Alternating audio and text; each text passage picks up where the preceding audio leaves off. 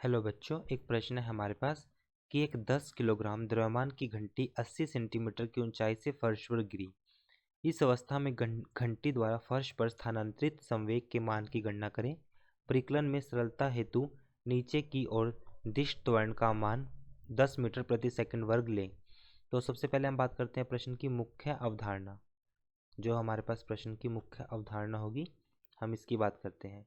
तो जैसा कि हम जानते हैं कि प्रश्न में हमारे पास हमें इसमें दिश त्वरण का मान ज्ञात करना है, साथ में हमें घंटी द्वारा फर्श पर स्थानांतरित संवेग का मान ज्ञात करना है। तो सबसे पहले समझते हैं कि संवेग क्या होता है।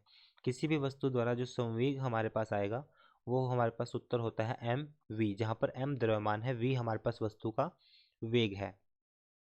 इसी तरह यहाँ पर हमारे पास हम देख सकते हैं कि किसी ऊंचाई से फर्श पर गिरी, इसी अवस्था में घंटी द्वारा फर्श पर स्थानांतरित संवेग, जो वस्तु है हमारे पास वो ऊपर से नीचे गिरती है और किसी फर्श के टकराने के बाद जितना उसका संवेग होगा वो उसी संवेग को फर्श पर स्थानांतरित कर देगी।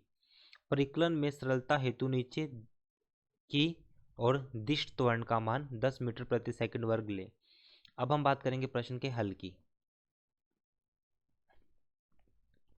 अब जैसा कि हम जानते हैं, सबसे उच्चतम बिंदु पर जो हमारे पास द्रव्यमान है वो 10 किलोग्राम है। उच्चतम बिंदु पर जो वेग है हमारे पास u, वो कितना है, 0 है। और अंतिम वेग हमारे पास कितना है, v। और इसकी जो हमारे पास दूरी है जिसको हम क्या बोलते हैं, s। s हमारे पास है 80 सेंटीमीटर, मतलब 0.8 मीटर। ये हो जाएगा। त्वरण क्या है हमारे पास, a बराबर है 10 मीटर प्रति सेकंड का वर्ग। ये हो जाएगा। अब हम इसमें देखते हैं कि गति के तीसरे समीकरण के अनुसार जो हमारे पास गति का तीसरा समीकरण है,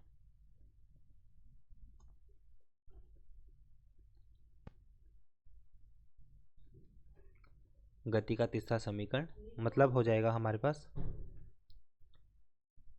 तो यहाँ पर हम गति का समीकरण हमने प्रयोग किया, v का वर्ग बराबर है u का वर्ग जमा 2as। v हमारे पास कितना जो कि हमें ज्ञात करना है, u हमारे पास 0 है, 2 गुणा a का मान हमें 10 प्रयोग करने के लिए कहा है, s का मान हमारे पास 0.8 गुणा किया तो आ जाएगा हमारे पास यहाँ पे 2 गुणा 10 20 गुणा 0.8 16। तो v का मान हमारे पास आ जाएगा 4। ये वेग आ गया। तो अब हम बात करते हैं प्रश्न में जो संवेग होगा, संवेग m गुणा v। द्रव्यमान हमारे पास कितना है 10, v हमारे पास है 4, 10 गुणा 4 40, तो मान आएगा इसका 40 किलोग्राम मीटर पर सेकंड, ये मान आएगा।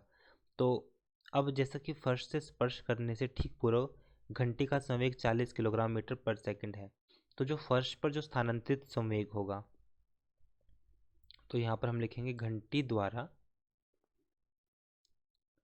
फर्श पर स्थानांतरित